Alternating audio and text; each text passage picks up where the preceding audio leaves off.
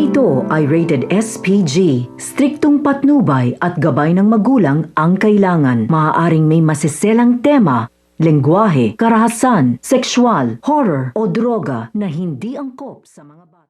Welcome back mga kaibigan. Kasama ito mga dapat natin abangan dito nga lang sa Stolen Life kung saan susurpresahin nga nito nila Darius at dito ng kanyang anak si Cheska. Itong si Lucy at dito nga lulugod nga ito si Darius upang mag-propose nga muli ng kanyang kasal. Hindi naman nagdalawang isip nga itong si Lucy at kakasal na nga sila at sa araw nga na magaganap na nga ang kasalan na hindi naman nga nila inaasahan ang mangyayari kung saan itong si Farah ay darating sa araw nga ng kasal nga nila kung saan nagkakasiyahan nga sila at sinabi niya nga rito na ihinto ang kasalan dahil na nga rin nabuntis nga siya at ang ama nga nito ay ito nga si Darius. Kaya nagulat naman nga ito nga si Darius at si Lucy sa sinabi nga nito ni Farah.